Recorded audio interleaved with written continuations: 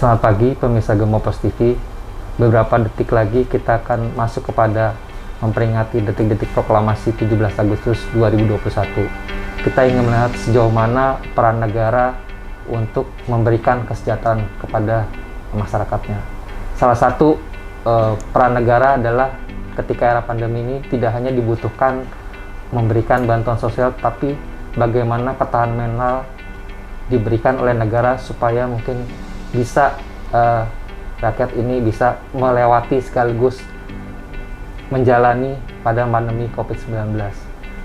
Pagi ini kita sudah bersama dengan Ibu Cassandra Putranto.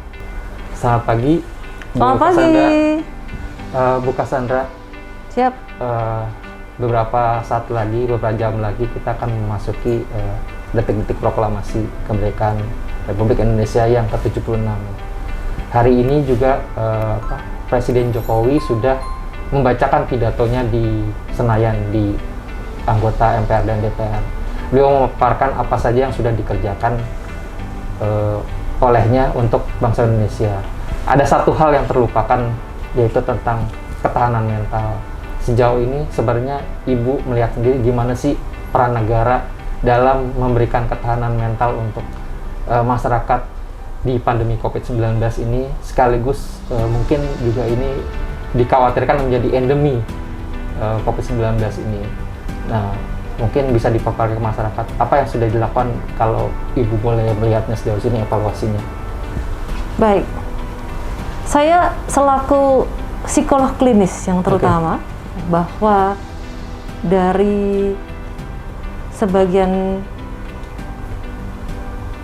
pelayanan saya juga ada psikolog forensik, itu adalah bagian dari tugas saya sebagai seorang psikolog klinis. Nah, ketika kita bicara psikologi klinis, kita juga bicara psikolog klinis sebagai tenaga kesehatan, di mana psikolog klinis adalah bagian dari tenaga kesehatan yang tentu saja berada di bawah Kementerian Kesehatan. Nah, ketika kita bicara Kementerian Kesehatan dan ada kaitannya dengan negara, bahwa selama 76 tahun negara ini merdeka, selaku psikolog klinis yang berada di bawah Kementerian Kesehatan, tentu saya perlu juga wajib untuk menyampaikan bahwa selama 76 tahun negara sangat memperdulikan, sangat memperhatikan kesehatan masyarakat. Ya. Jadi kalau kita kembalikan dari tahun 45, 55, 60, 65, per 5 tahun sekalipun gitu ya, karena waktu dulu ada Repelita ya. Tapi terus kemudian sampai sekarang ini sudah 76 tahun, para pemimpin bangsa kita sangat peduli dan sangat memperhatikan masalah kesehatan masyarakat ini. Nah, walaupun mungkin masih saja selalu ada yang belum sempurna, masih saja ada yang belum memuaskan ya. Tapi bagaimana Kementerian Kesehatan menyusun berbagai laporan dan penelitian yang biasanya disebut dengan riset kesehatan dasar. Ya. Jadi yang jelas itu juga dikaitkan dengan Millennium Developmental Goals, bagaimana kualitas masyarakat Indonesia dari sisi aspek fisik, mental, sosial, dan bahkan spiritual itu juga menjadi perhatian. Yang jelas sampai tahun 2021, masalah yang paling utama adalah tentu saja masih ada balita stunting, masih ada angka kematian ibu yang tinggi, lalu kemudian masih ada penyakit-penyakit dalam ya, mungkin ada penyakit yang membuat dan mempengaruhi usia, kualitas fisik dan lain sebagainya. Nah, lalu kemudian kita masuk ke masalah kesehatan jiwa. Nah, bahwa sejak tahun 2014 pun sudah ada Undang-Undang Nomor 36 tentang kesehatan dan juga Undang-Undang Nomor 18 tahun 2014 tentang kesehatan jiwa. Bahwa negara tentu punya tugas dan pekerjaan yang cukup berat dalam hal ini. Nah, lalu kemudian selama pandemi ini tentu saja sangat diuji. Ya. Tapi yang jelas tentu saja tugas seorang psikolog klinis adalah mendukung upaya kesehatan masyarakat, ya, termasuk di dalamnya adalah kesejahteraan psikologisnya. Dalam hal ini kesehatan mental. Bagaimana yang paling utama adalah jumlah dan angka-angka itu tadi ya, mau yang balita stunting, berat badan bayi rendah, angka kematian ibu, angka pasien-pasien penyakit yang tentu saja didampingi dari sisi psikologis ya, yang penyakit dalam mungkin, jantung, paru-paru, dan lain sebagainya. Ada yang mungkin kita kenal sebagai pasien paliatif ya, kanker dan lain sebagainya. Kemudian juga ada diabetes. Tapi yang paling penting adalah juga tumbuh kembang anak. Lalu kemudian bagaimana masalah-masalah psikologis dan kesehatan mental ini tadi yang biasanya kita kenali dengan indeks ketidaksehatan mental. Nah, indeks ketidaksehatan mental ini kan harus serendah mungkin. Artinya dibandingkan dari sejumlah rakyat Indonesia yang punya masalah psikologis, apalagi masalah ketidaksehatan mental ini, diharapkan jangan meningkat terus, makanya harusnya telah turun gitu. Nah, untuk itulah bahwa seluruh tenaga kesehatan di seluruh Indonesia, dokter, gigi, psikiater, dokter anak, dan juga psikolog klinis, masih dibantu lagi dengan tenaga kesehatan yang suster, fisioterapis, dan ada lagi yang lain ya, mulai dari ada banyak macamnya, ada terapis, ada farmakologis, dan lain sebagainya. Itu harus bekerja sama nih, kita berjuang bersama-sama untuk memastikan kesehatan mental rakyat Indonesia menjadi lebih baik. Nah, persoalannya dengan adanya pandemi. Ketika masalah pandemi ini kan berarti kita menghadapi masalah tidak hanya masalah fisik, kesehatan, tetapi juga masalah kesehatan mental. Ya, sejak awal masa pandemi pun, baik dokter, psikolog, kita banyak memberikan juga, akhirnya banyak yang terpaksa harus tidak berpraktek. Jadi akhirnya tersedia telemedicine, telepsikologi, karena semua dilakukan secara online, di mana 3 hal yang jelas harus dilakukan selama pandemi. Kita harus belajar dari masa lalu. Dari sejak tahun 1520, 1620, 1720, 1820, 1920 itu selalu pasti ada pandemi. Nah, dalam pandemi itu ada 3 hal yang harus dikerjakan. 1, memutus rantai penyebaran virus. Apapun alasannya kita harus putus rantai penyebaran virus. Tetapi kita harus memastikan rantai kehidupan manusia tidak terputus. Bagaimana caranya supaya tidak terputus? Ketika tadi untuk menjaga yang nomor 1, 3M tadinya, ya, pakai masker, kita sekarang pakai masker. Mencuci tangan, tadi kita harus mencuci tangan. Menjaga jarak, ditambah lagi kemudian 3M-nya jadi menjaga diri dari kerumunan, membatasi kegiatan, menjaga nutrisi, dari 3M, 5M, 7M, 9M nih. Hanya untuk memutus rantai penyebaran virus. Tapi ketika kita dibatasi kegiatannya terutama dengan PPKM, rantai kehidupan manusianya kan jadi terputus nih.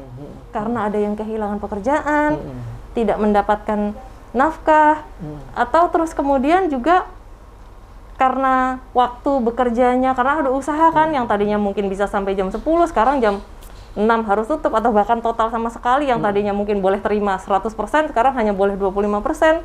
Nah, jadi yang kedua ini menjadi PR juga nih buat negara. Yang ketiga adalah menjaga diri dari hoax. Kalau dulu di abad 15, 16, 17 belum ada internet.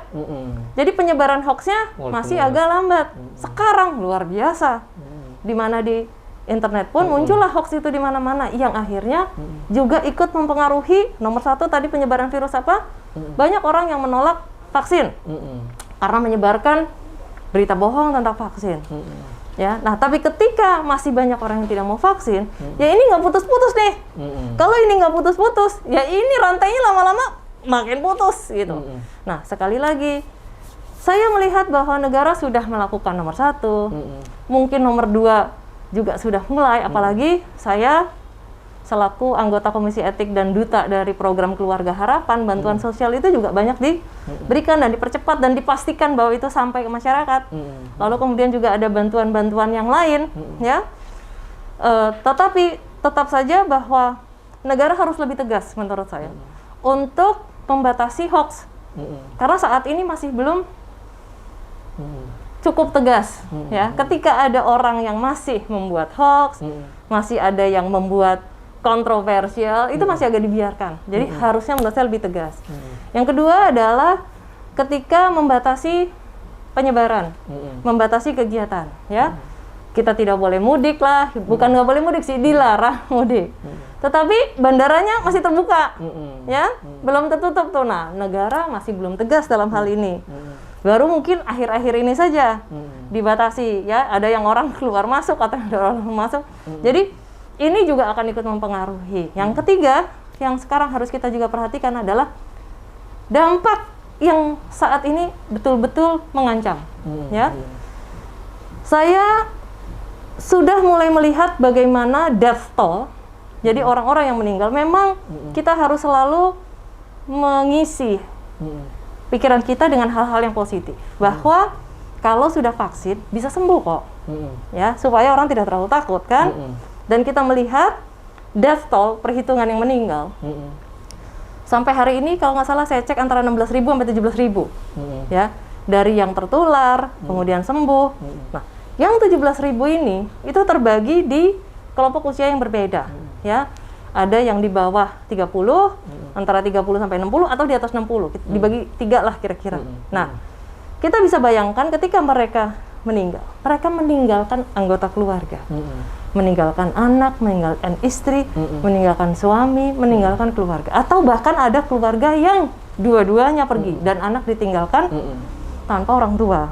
Nah, bisa dibayangkan kalau anaknya memang sudah dewasa, di atas 20. Kalau mereka yang di atas 60, kemungkinan terburuk adalah anak-anaknya sudah dewasa dan sudah punya anak. Ya. Tetapi ketika mereka di kelompok usia yang di bawah 60, jadi sekitar 30-an sampai 50-an, itu kemungkinannya mereka masih punya minimal 1 anak remaja. Nah, apalagi yang kalau di bawah 30, ketika anaknya masih balita, bisa dibayangkan ketika anak ini kehilangan orang tua, baik salah satu ataupun keduanya. Nah, penelitian juga sudah menyebutkan di Amerika sudah dicatat itu bagaimana anak-anak yang kehilangan orang tua selama masa pandemi ternyata mengalami resiko ganda, tidak hanya depresi, kesedihan, ditinggalkan oleh orang tuanya, putus pendidikannya karena tidak ada yang menanggung lagi pendidikannya. Lalu ada juga yang mungkin terlibat dengan faktor-faktor suicidal, baik itu disengaja ataupun tidak disengaja, karena mereka tidak paham dengan situasinya. Tetapi potensi resiko untuk mengalami gangguan psikologis atau masalah psikologis atau bahkan gangguan mental di masa mendatang, ketika anak-anak ini trauma kehilangan orang tuanya dan kemudian menerima situasi resiko ganda tadi yang disebutkan karena putus pendidikan, putus fasilitas dari orang tua, baik dalam kehidupan yang akhirnya mungkin harus ditanggung oleh orang lain. Nah, ini menjadi sebuah ancaman bagi negara Indonesia. Karena tadi dari 17.000 yang meninggal saja, minimal paling tidak ada 40-50% ini masih perkiraan kasar. Tapi seharusnya sudah ada hitungan yang bisa menghitung itu untuk orang tua yang kira-kira masih punya anak remaja. Dalam hal ini saya melihat negara belum melakukan apapun.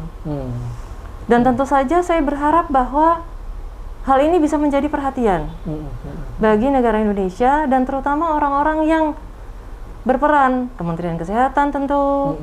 Kemudian, karena Kementerian Kesehatan udah capek nih berperang melawan pandemi, ya kan? Tapi tentu harus ada yang membantu, baik mungkin BKKBN, mungkin Kementerian Pendidikan. Kalau semuanya dibebankan ke Kementerian Kesehatan, pasti terlalu berat sekarang, karena Kementerian Kesehatan pun sudah banyak kehilangan tenaga kesehatan, ya. Tapi yang paling penting adalah negara harus bisa menjamin bahwa anak-anak ini memperoleh akses baik ke pendidikan terutama, kemudian kepada fasilitasnya nanti mungkin, apakah mungkin ada cara untuk bagaimana menyalurkan mereka ke rumah orang, fasilitas yang terutama adalah fasilitas kesehatan mentalnya, di mana hal ini sudah juga menjadi perhatian dari organisasi Ikatan Psikolog Klinis Indonesia, ya. Kami pun juga sudah siap karena selama pandemi kami juga memberikan layanan telepsikologi ini gitu. Artinya ketika masyarakat membutuhkan tentu harus ada gerakan nasional untuk memperhatikan hal ini karena kalau negara tidak memperhatikan masyarakat, terutama masyarakat yang anak-anak ini gitu ya, walaupun mereka belum membayar pajak, tetapi mereka adalah anggota masyarakat dan warga negara Indonesia yang harus diperhatikan, dan mereka punya hak untuk itu gitu. Jadi saya berharap bahwa setelah kita berperang melawan pandemi ini, dan tentu saja tidak hanya dibebankan kepada Kementerian Kesehatan, ya, tetapi juga kepada bidang kementerian yang lain, ya, terutama Kementerian Pendidikan, ya, supaya Kementerian Pendidikan ini bisa menjemput bola, bisa mengetahui anak-anak mana saja yang kehilangan orang tua, lalu kemudian memberikan akses untuk itu, ya, di mana tentu bisa dibantu oleh tidak hanya organisasi dari Ikatan Psikolog Klinis Indonesia tentu saja sudah siap untuk itu, lalu mungkin juga ada dari pribadi-pribadi, ya, seperti saya sendiri, saya ada gerakan Attitude Achievement for Titanium Generation, ya, dari Cassandra Associates, yang saya yakin teman-teman saya juga punya program sosial seperti itu, gitu ya. Jadi membantu, mendampingi dan menyalurkan. Nah, terutama juga mungkin ada lembaga-lembaga swadaya masyarakat atau siapapun, karena sekali lagi ini akan mempengaruhi masa depan bangsa Indonesia. Bu, tadi kan Ibu sudah menyinggung tentang indeks ketidaksehatan mental. Nah, kondisinya sekarang seperti apa dan mungkin solusinya gimana dari negara sendiri, Ibu? Baik, kalau kita bicara indeks ketidaksehatan mental, kita bicara data, ya, data riset kesehatan dasar yang terakhir itu tahun 2013, lalu kemudian juga tahun 2018. Nah, dari situ saja sudah ada angkanya, di mana angka itu tadi ada angka balita stunting, ada kematian ibu, ada jumlah pasien yang mengalami penyakit-penyakit tertentu. Biasanya penyakit-penyakit tertentu itu kan penyakit dalam, penyakit jantung, kanker, diabetes, dan lain sebagainya yang memang membutuhkan perhatian dan fasilitas layanan kesehatan, baik di rumah sakit umum pemerintah maupun di swasta dan termasuk juga di puskesmas. Nah, lalu kemudian ada data-data tentang ketidaksehatan mental itu. Berapa orang yang punya gangguan psikotik, berapa orang yang kena orang dengan masalah adiksi, bagaimana orang dengan depresi dan lain sebagainya, atau gangguan mental emosional atau juga misalnya kecemasan, ya. Nah, jadi angka ini sebenarnya sudah ada. Nah, secara kasat mata, Ibu gimana melihat sekarang? Yang jelas sebelum pandemi, angka ini sudah naik. Kira-kira saya lupa ya angkanya, antara 7 sampai 10%. Ya, sudah meningkat gitu ya. Artinya itu dari seluruh rakyat Indonesia dibandingkan seluruh rakyat Indonesia. Jumlah penduduk rakyat Indonesia berapa? 260 juta jiwa kira-kira, ya berarti 7 sampai 10%-nya lah gitu ya. 10 mungkin yang paling buruk ya angkanya. Nah, selama pandemi angka itu pasti meningkat. Angka itu pasti meningkat. Nah, tentu saja kan harus ada angkanya. Tapi kembali lagi sekarang kondisi yang paling terlihat adalah semua lagi sangat sibuk untuk mengalahkan pandemi kan, ya. Tapi angka itu kan tetap masih ada tentu. Harusnya bisa menjadi perhatian, ya. Dan terutama juga bagaimana semua pihak, ya, tidak hanya negara nih, karena masalah fisik, masalah kesehatan mental, tentu ini juga menjadi perhatian yang harus kita betul-betul pelajari dan tangani. Karena ketika seseorang juga merasa cemas, punya gangguan psikologis, imunitasnya akan turun. Ya, kalau dulu kan orang bilang mens sana in corpore sano. Kalau sekarang kita bilang no health without mental health. Jadi kondisi mental ini penting gitu. Kalau dari sisi data tadi kita sudah ketahui, tapi yang jelas selama pandemi tentu saja ini akan berpengaruh. Tetapi angkanya belum bisa kita peroleh saat ini. Bu, Ibu mungkin pernah lihat ini udah viral di media sosial sampai ada tulisan Tuhan aku lapar. Terus sekarang ada juga, sekarang nggak ada lomba 17 Agustus tapi lomba bertahan hidup. Ini sebenarnya apa yang terjadi di masyarakat sampai sebegitu ekspresif, atau ibu ngelihatnya ini memang karena sudah mereka tidak punya harapan, atau gimana mungkin ibu membacanya ini ada viral semacam itu, Bu? Baik, yang jelas tadi sudah disebutkan. Yang pertama, memutus rantai penyebaran. Yang kedua, memastikan rantai kehidupan tidak terputus. Ya. Nah, ini adalah bagian bahwa rantai kehidupan tidak terputus. Faktanya adalah memang banyak orang yang satu, kehilangan pekerjaan. Kenapa kehilangan pekerjaan? Karena kantornya tutup. Kenapa kantornya tutup? Karena nggak boleh buka. Ya kan? Belum pekerjaan-pekerjaan yang sifatnya harian, mingguan, yang tidak bisa dilakukan. Yang tadinya mungkin, contoh yang paling terkena mungkin buruh harian, kuli bangunan, pedagang kecil, kemudian mungkin musisi yang biasanya nyanyi di kafe dan lain sebagainya. Hotel-hotel pun juga sebagian juga tutup. Jadi akhirnya penghasilan ini menjadi terputus kan. Nah, persoalannya kemudian di satu sisi ada juga kelompok masyarakat yang mencari uang dari sisi media sosial. Nah, di mana mereka mencari konten. Jadi, apabila Anda menanyakan pendapat saya, di satu sisi memang betul ada fenomena tersebut. Tetapi jangan lupa, ada juga orang yang mau berbagi. Ya, dengan kesadaran penuh, nggak usah pakai woro-woro kalau orang Jawa bilang, nggak usah pakai menyombongkan diri, tapi sudah langsung beramal, ya, memberikan, karena ini kan bagian dari keyakinan kita sebagai umat beragama dan juga keadilan sosial bagi masyarakat Indonesia, ya, gitu. Artinya kita punya program-program sosial itu sendiri yang tidak disuruh, ya, dan belum tentu mereka pamer di media sosial. Banyak loh yang dari sejak awal pandemi kemudian bagi makanan, bagi rezeki, ngasih duit, ngasih segala, itu banyak, ya. Jadi sekali lagi saya mengakui fenomena itu ada, terputuslah rantai penyebaran manusia. Tapi ternyata karena karakter manusia kita itu juga baik, mereka juga berbagi dan itu banyak. Dan mereka tidak main media sosial. Jangan ngasih terus di video ya, gitu, enggak. Nah, di sisi lain ada lagi sekelompok orang yang memang mengejar konten. Ya, sengaja bikin konten-konten yang mengaduk-ngaduk perasaan. Terakhir saya bersama Mas Dede Yusuf bicara hal yang sama. Mas Dede Yusuf juga nanya ke saya. Kebetulan Mas Dede Yusuf adalah senior saya di SMA dulu. SMA 6, kami sama-sama di SMA 6. Cassandra, menurutmu gimana dengan orang yang bikin konten, dibikin sedih-sedih sampai nangis-nangis, ya? Secara psikologis tidak tepat. Walaupun saya memahami mungkin orangnya betul-betul sedih. Tapi di negara lain, ya, contoh yang nggak usah jauh-jauh, di Jepang, praktek seperti itu tidak diizinkan. Ketika ada bencana, itu tidak diizinkan untuk membuat konten-konten yang mengaduk-ngaduk orang. Kita udah sedih, jangan dibikin lagi tambah sedih, gitu ya. Nah, sekali lagi saya katakan, betul ada orang yang kehilangan, betul ada yang terkena dampak. Tapi kenyataannya ada orang yang juga membantu karena masih punya pemahaman ketika tangan kanan memberi, tangan kiri nggak usah tahu. Tapi di satu sisi ada lagi nih sekelompok orang yang ngasihnya baru sedikit, tapi udah cerita-cerita kemana-mana.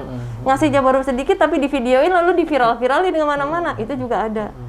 Itu tidak sehat. Dan itu adalah bagian dari tidak hanya tadi hoax, fake news, yang mengaduk-ngaduk kondisi psikologis. Untuk masalah ini saya menyarankan, bagi mereka yang memang gampang atau terpengaruh dengan kondisi seperti ini, mendingan puasa medsosnya.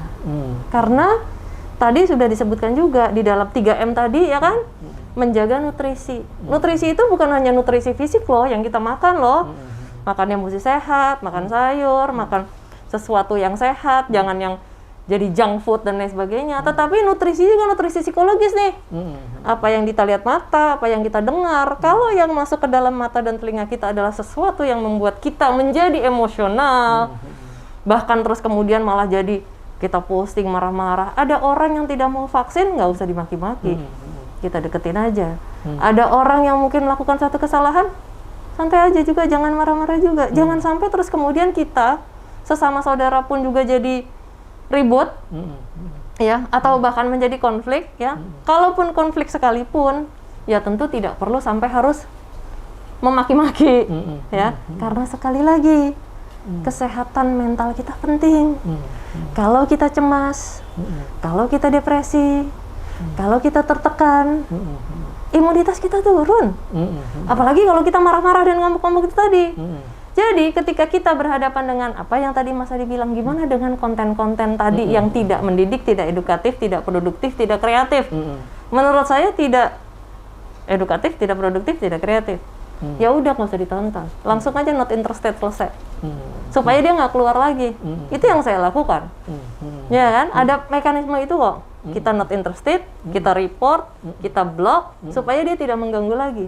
Saya akan lebih suka melihat konten-konten yang edukatif, yang memberikan semangat, ya. Karena kita ini adalah bangsa yang sangat luar biasa. Menurut saya, ya, ketika kita berada di bawah penjajahan yang begitu lama, tapi kita bisa mencapai kemerdekaan, apalagi sekarang kita menjelang kemerdekaan, tentu kita harus ingat bagaimana pendahulu kita, nenek moyang kita, nggak ada punya waktu untuk bersedih dan meratap, ya kan? Dulu bahasanya apa? Sampai tetes darah yang terakhir, bayangin, ya. Nah, saya berharap itu juga masih kita didengarkan sekarang. Ya, mohon maaf walaupun saya tidak mengenakan baju merah dan putih, tetapi saya tetap merah darahku, putih tulangku, kan gitu. Ya, baju boleh biru hari ini karena kebetulan acara sebelumnya tidak menunjang untuk itu, ya kan? Tapi sekali lagi, itu harus selalu kita tanamkan kepada anak-anak kita. Karena apa? Karena itu adalah yang disebut sebagai resilience. Resilience adalah ketahanan mental. Kita harus tahan. Kita harus bisa bertahan.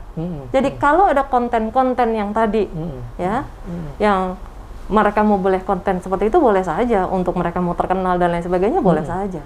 Tetapi mohon diingat, apapun yang disampaikan dalam konten itu akan memberikan dampak kepada orang lain. Nah, ketika orang lain itu membaca lalu kemudian dia drop, lalu kemudian dia mungkin melakukan langkah yang ekstrim, mungkin mulai dari marah, sedih, kecewa, marah sama istrinya, marah sama anaknya, marah sama tetangganya, komplain, demo, kita ikut berperan loh. Siapapun yang membuat konten itu akan ikut berperan. Ya, kalau dari saya berarti Anda ikut menjerumuskan seseorang. Nah, saran saya bagi para pelaku konten yang non kreatif dan non edukatif, hentikanlah konten-konten semacam itu, ya, karena hanya akan mencoba mencari keuntungan bagi diri sendiri, mau terkenal, bisa viral, fame and fortune, tapi bisa membahayakan dan merugikan orang lain. Saya akan lebih suka melihat konten-konten yang mendukung. Sekarang banyak dokter-dokter, psikolog, influencer berusaha mencari konten-konten yang edukatif yang bisa memberikan semangat. Pesan saya bagi orang yang menonton, apabila memang punya kondisi psikologis yang bimbang, labil, gampang terpengaruh, matiin aja, mendingan nonton film yang lain gitu, ya.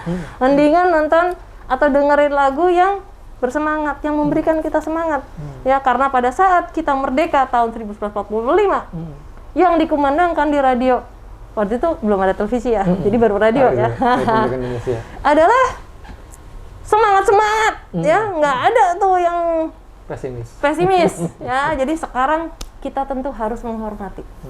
Bu, tadi kan eskalasinya kan saya bilang meningkat ya Bu ya, tadi pertama dari tulisan aku, ya Tuhan aku lapar gitu kan, terus di negara yang sakit dipaksakan sehat, terus sekarang tidak ada lomba 17-an tapi lomba bertahan hidup. Sekarang yang terakhir itu muralnya tentang ini Ibu nggak usah ngeliat dari sisi politik sih, Jokowi not phone, mungkin Ibu pernah dengar. Nah, ini sebenarnya gimana negara menangkap ini gitu Bu? Apakah mungkin ini sebagai kritikan juga kondisinya sudah mengkhawatirkan tengah masa, atau Ibu bersikap ini hanya orang-orang yang bermain konten mensedih-sedihkan untuk mencari keuntungan tertentu? Ini gimana Bu? Kalau dari saya ya, betul-betul selaku psikolog klinis forensik pula ya, saya betul-betul tidak berpihak. Saya tidak ikutan politik tentu saja, ya.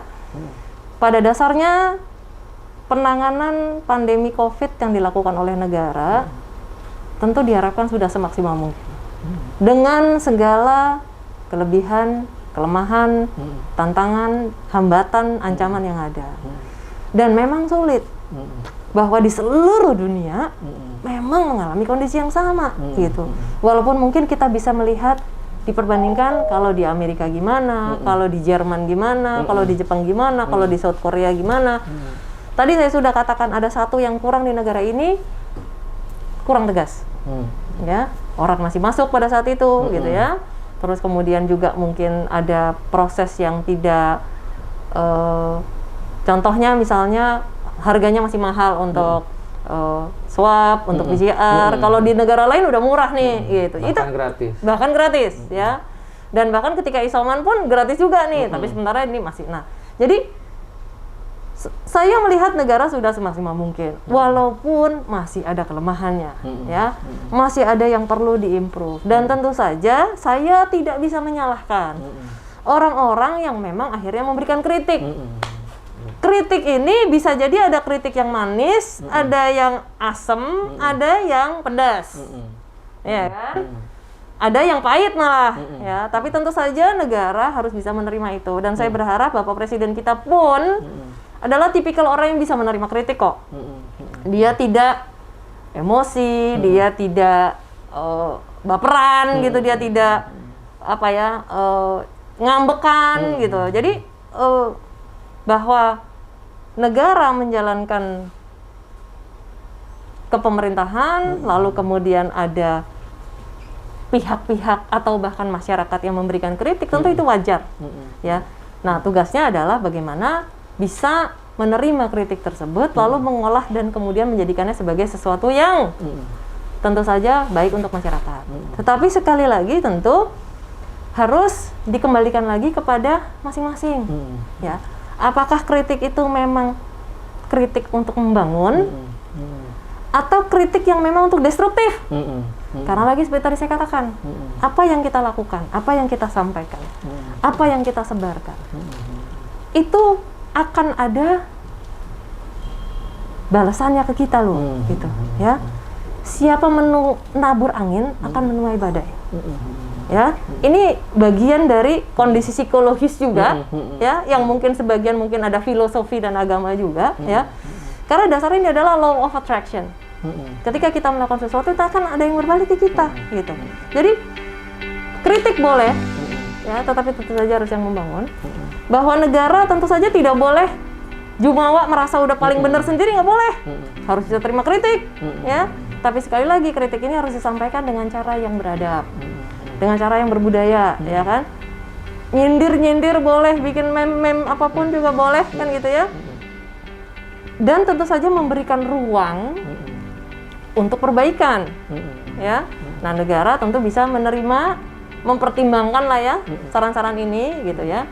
Tapi sekali lagi jangan sampai kritik-kritik ini juga destruktif atau berpotensi menghancurkan bagi masyarakat yang memang punya kondisi-kondisi tadi gampang marah, gampang kebawa, gampang emosional. Nah, di sini letaknya. Saya kira negara kembali lagi di masa detik-detik proklamasi ini, ya, bukan hanya masalah kesehatan yang menjadi perhatian pemerintah, tetapi juga masalah pendidikan. Ketika masyarakat kita semakin cerdas, ya kan, ya ini juga menjadi sebuah, saya berharap bisa menjadi sebuah pertimbangan, ya. Mereka yang memang berfungsi atau punya power dalam media, terutama media formal tadinya, gunakanlah untuk sebanyak mungkin edukasi masyarakat. Siaran-siarannya itu termasuk Anda yang sekarang ini, ya kan? Berikan kesempatan atau berikan dukungan kepada masyarakat untuk bisa meningkatkan pendidikan. Karena pendidikan itu tidak hanya dari pendidikan formal, tapi juga ada pendidikan informal dan non formal. Nah, belajar dari media, dari YouTube dan lain sebagainya. Kita berharap masyarakat kita bisa jadi makin cerdas. Ketika menjadi semakin cerdas, tentu kritiknya tadi bisa menjadi lebih membangun, bisa menjadi lebih beradab, lebih manis lah.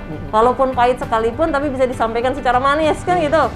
Supaya orang pada dasarnya siapapun yang menerima kritik, kalau kita sampaikan dengan cara yang tidak nyaman, tidak menyenangkan, malah kritiknya nggak akan didengar. Nah, sekarang dibalikin lagi. Tujuannya mau ngasih kritik memang mau bikin kacau, atau mau memberikan kritik yang membangun nih. Gitu. Kalau emang mau bikin kritik yang membangun, ya tentu harus disampaikan dengan cara yang baik.